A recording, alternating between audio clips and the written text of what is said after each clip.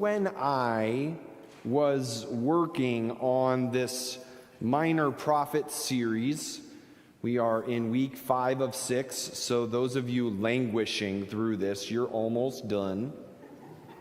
And those of you enjoying it, soak it in while you've got it, because it's almost over. But when I was sort of sculpting this out and reading things, and we went with sort of the chronological approach for the historical backdrop, it places Haggai and Zechariah necessarily together. They are in many ways considered twin prophets. We have the most specific dating of them. Haggai speaks from August to December of 520 BCE. And Zechariah speaks starting, blanking on it, it's in my notes over there, sometime in 519 and ends in 517. And they both have a very clear agenda. They are there to support the efforts to rebuild the temple. And I'll be honest, of all of the weeks, this one intrigued me not at all. I mean, there were the weeks I didn't like what I was going to say, but that's at least intrigue, right? You're intrigued by what you don't like. It still captures your energy. It just does so in complicated ways. This was kind of like, yeah. But I'm always amazed because the Spirit wills and the Spirit works. A little bit of the history of what gets us here, because I know some of you really enjoy that. So we began with literary minor prophets in 760 under Amos. The Assyrian Empire rose to power, completed the conquests of first the northern kingdom and then the southern kingdom. And then just when we could no longer tolerate the Assyrian oppression anymore, the good news of the Babylonians came to us, and they wiped out Assyria. But as oppressor nations tend to do, they didn't stop there. So then they conquered Israel first in 597 and then again in 587 when Israel wasn't playing nicely in the corner. And in that conquering, destroyed the temple, carried off all the sacred elements and most of the leadership that was remaining in Israel to captivity in Babylon. Thus creating what we tend to call the exile, and scripturally the single most provocative time in which most of the Old Testament, which was oral tradition, is finally written down. Because when the whole world turns upside down, you look for anything concrete you can put your hands on. So we had this backdrop, and then as quickly as the Assyrians rose and fell, Babylon rose and fell. And we get the Persians conquering Babylon. And we get Cyrus, the king of Persia, listed in Isaiah literally as the Messiah, God's anointed one, here to do God's will, to free God's people. And Cyrus then, who conquers the Babylonians for the final time in 538 BCE, then issues an edict. Whether it was full-on edict is of historical question, but regardless, Cyrus says to the Jews in captivity, you may go home. And furthermore, by Jewish record, gave to the people he sent home the sacred vessels that had been plundered from the original temple back into their keeping, and a significant amount of funds with which that they could go home and build the temple again, issuing into what we call, in historical biblical setting, Second Temple Judaism. That being pretty easy to figure out. It's the Second Temple. And that temple will stand until Rome destroys it in 70 CE. Common Era. Anyway, so they go home, 538, with a big chunk of money and a lot of sacred vessels, and they are welcomed home, and they build a great temple. No, it's not how it goes down. They go home, and there are people living in their houses because they've been gone for 70 years. And there's people who have risen into leadership while they've been gone. and there ends up being a very abbreviated attempt to rebuild the temple. It doesn't go so well. Infighting occurs. At this point in Jewish history, there's a great deal of concern that we become pure again about what it means to be a Jew. And so in the Ezra-Nehemiah trajectory of building the temple, you'll have a lot of Jews can't marry Jews and a lot of insular thinking. In this backdrop of the priesthood version of Ezra-Nehemiah, you get the twin prophets of Haggai and Zechariah, who are supporting the now governor of Israel. It is not its own nation state, freed by Persia to live under Persian rule, right? That's how this works. But they have a new governor who has the best name ever, Zerubbabel. And that's just fun to say, so I want you to say it with me. Zerubbabel. Have fun with the B's. Zerubbabel. Okay, right. So Zerubbabel is the governor. Zerubbabel works well, this is rare, but works well with the high priest, who is either Joshua or Jeshua, but either version, the name Joshua. And the two of them come together with the provoking, overriding ministry of Haggai and Zechariah, which is either joining them or prodding them to keep this temple project going. So the temple begins in earnest to be a point of focus in 521, 17 years after the return began. And Haggai begins to say, when we heard that, and this is a phrase that has grabbed onto me, so you will hear me quote it again. Is it that you are telling me that you can live in your paneled houses while my house lies in ruins?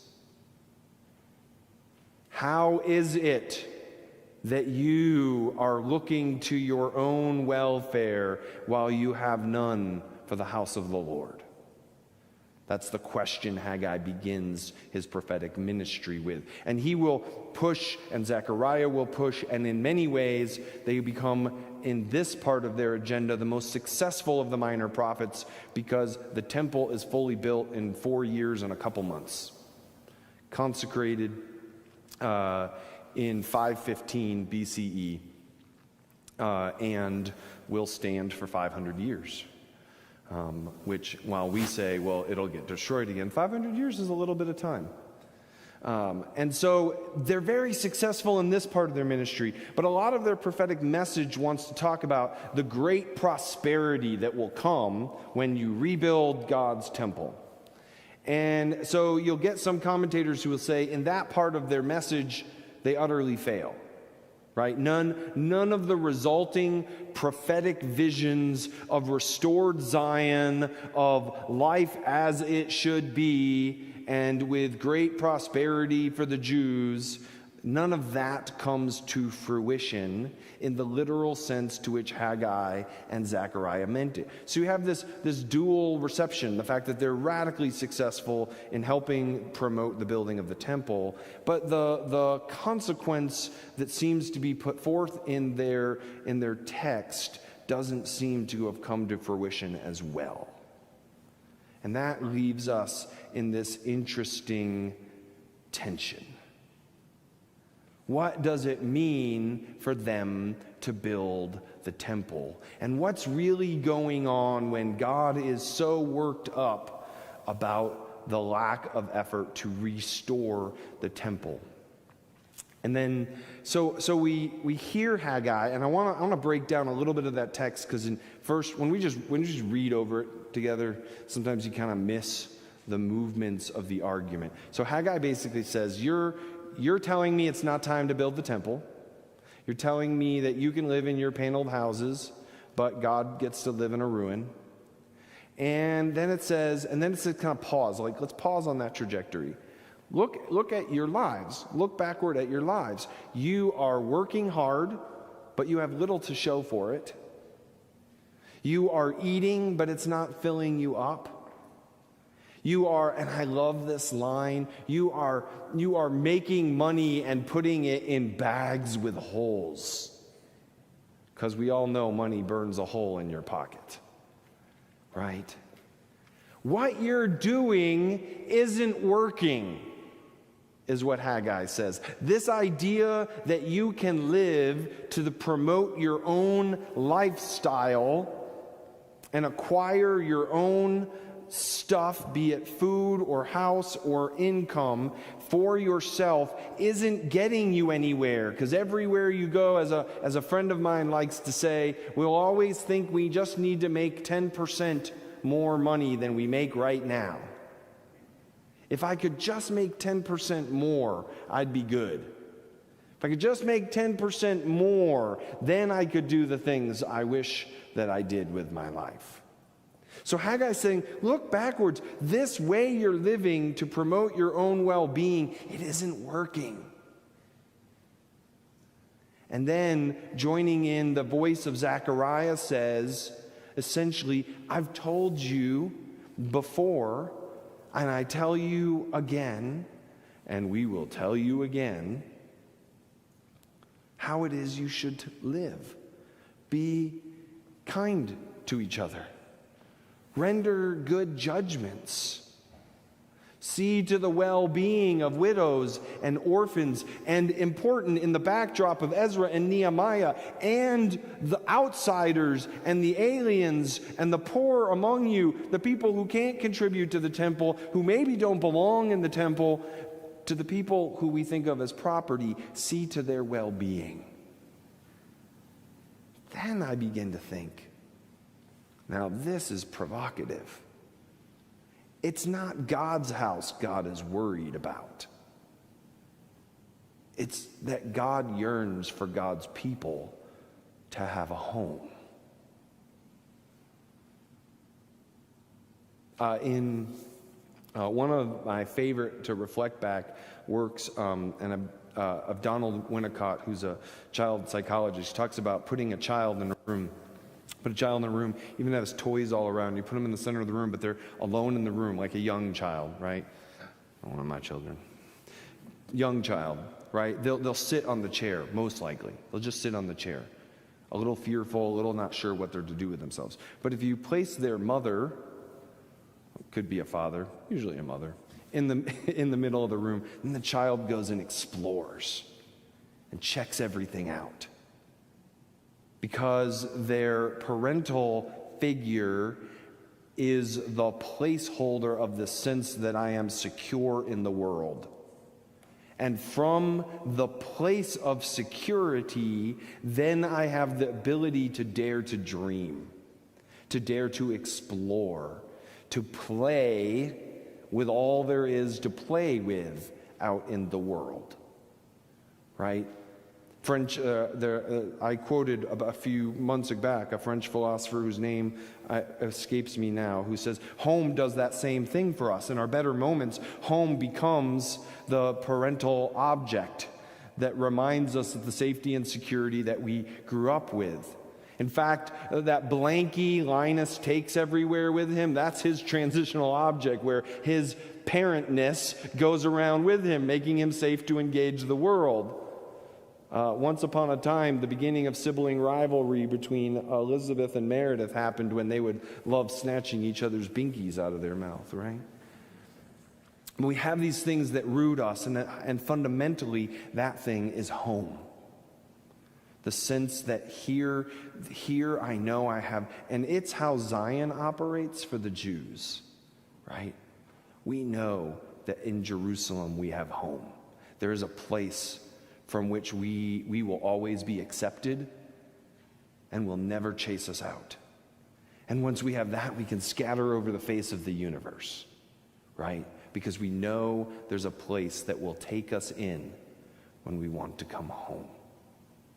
The person with a loving, supportive home is rooted in that sense the rest of their life. The advancing studies into childhood trauma, where someone is denied that sense of rootedness and that safety in childhood, tells us that feeling will also echo down the rest of their life. in the manifesting in all kinds of ways of unhealth and dis-ease with the world, because the trauma of their childhood does not stay in their childhood, right? And so we get this two different roads diverging in a snowy wood, if you want, right? With whether we have a home that reminds us that it's safe to explore, or whether we don't, and so we turn inward on ourselves. Do we go Haggai and Zechariah, or Ezra and Nehemiah? Right? And then I go, now if I hear Haggai say to me, Andrew, you're living in a paneled house while these houses live in ruin.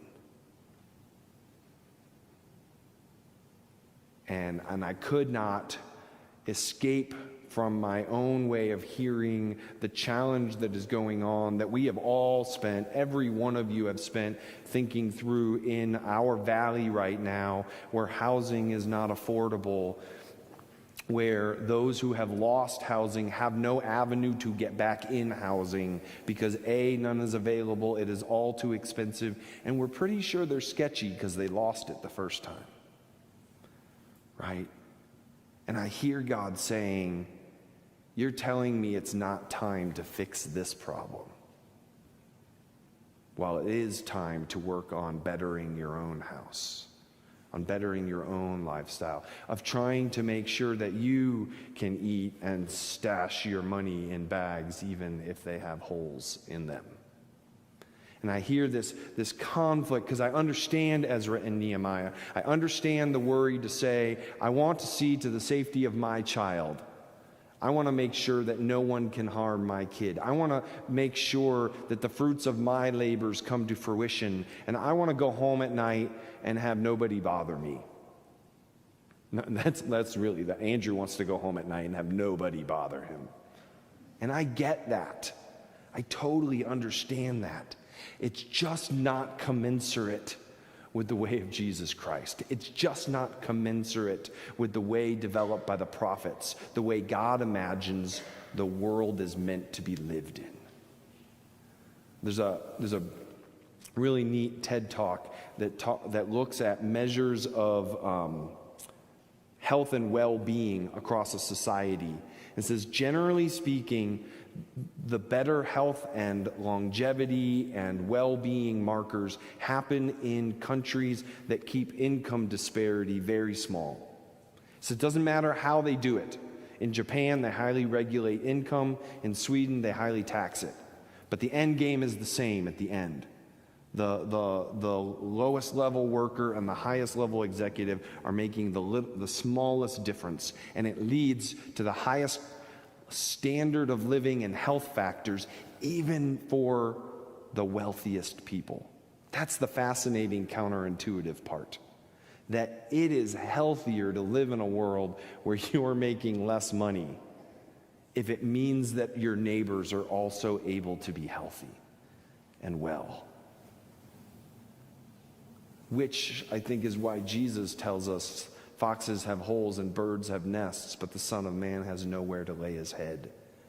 Because God won't have a home until God's people have a home. And we won't dream and imagine and play well in the world until we find ourselves collectively rooted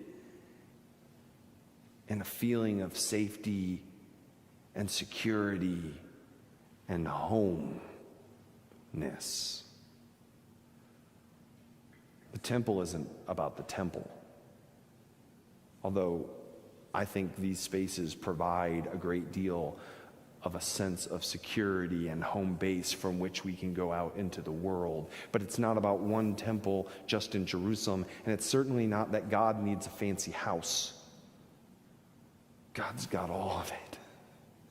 God doesn't need a fancy house. God needs God's people to know that at the end of the day, they have a place to lay their head, a place in which they are welcome, a place that is imagining their dreams alongside them and helping them to capture them without judgment without obstacles. A place that says, no matter what, we'll be here with you. And when we can build that, it will be good.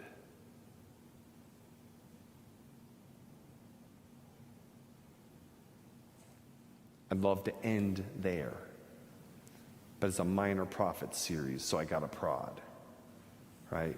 A good friend who says, mostly when we come to a decision that requires a cost to our lifestyle that we don't want to pay, we decide it takes one more meeting and then we'll be ready to do it. Right? And like the 10% income, that's a one more meeting cycle that never ends. We'll be ready to solve housing if we just have one more meeting about it. You know, we'll be ready to break down and change our lifestyle when we have one more meeting at exactly what that looks like. Right? Because the fears are real, and the cost to change the priorities of our lifestyle is real. And it is scary. And is ultimately why the person that has to center the room to give us the daring to do it isn't our mom or our dad, but it's God's self. I have a home among mortals. I will wipe every tear from your eye, and we will all have a place to lay our head. That is a vision worth all the cost.